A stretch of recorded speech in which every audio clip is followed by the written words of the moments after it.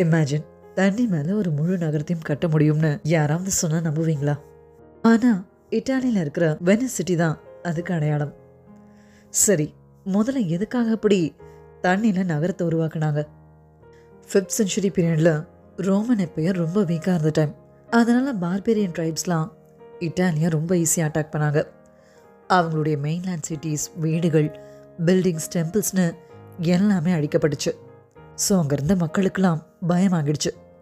இதுக்கு மேலே அந்த நிலத்தில் இருந்தால் செத்துடுவோம்னு நினச்சி அந்த படையெடுப்புலேருந்து தப்பிக்க மெயின்லேண்டை விட்டு ஓடி ஆட்ரியாட்டிக் சீ பக்கத்தில் இருந்த சின்ன சின்ன மாஷி ஐலண்ட்ஸில் போய் பதுங்கினாங்க.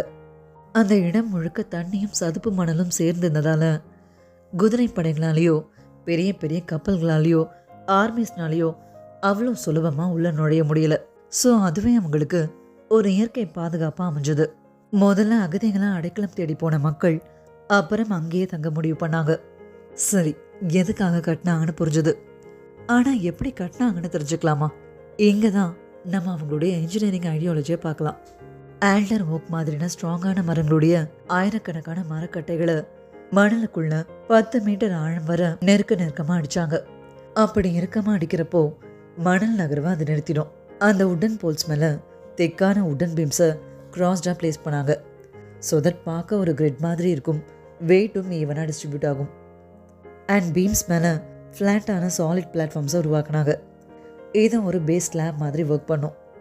இந்த பிளாட்ஃபார்ம் மேலே எஸ்ட்ரியன் ஸ்டோன்னு சொல்லப்படுற லைம் ஸ்டோன்ஸை யூஸ் பண்ணி ஃபவுண்டேஷன் போட்டாங்க. எதுக்காகனா ரொம்ப ஸ்ட்ராங்காகவும் சால்ட் வாட்டரில் எந்த டேமேஜும் ஆகாமல் இருக்கவும் உட் டைரக்டாக பில்டிங் வெயிட்டை கேரி பண்ண வேண்டாம்னும் இந்த முறையை கையாண்டு மொத்த நகரத்தையும் உருவாக்குனாங்க. இதில் சர்ப்ரைசிங் பார்ட் என்னென்னா, பொதுவாக மரம் தண்ணியில் அழுக ஆரம்பிக்கும். ஆனால் இங்கே அப்படி ஆகலை. ஏன்னா அத்தனை அடி ஆழத்தில் ஆக்சிஜன் இல்லாத காரணத்தால் பாக்டீரியாஸால் செயல்பட முடியாது. அதனால் மரத்தை அழிக்க முடியலை.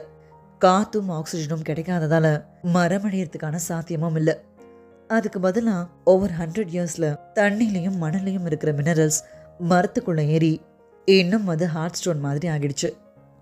வெனிஸ், தி ஃப்ளோட்டிங் சிட்டி, ஒரு காலத்தில் எதிரிகள் கிட்ட இருந்து தப்பிச்சு பதுங்கி வாழ தேர்வு செய்யப்பட்ட இடம் இன்னைக்கு உலகத்துடைய அழகான நகரங்களில் ஒன்றா மாறி நிற்குது.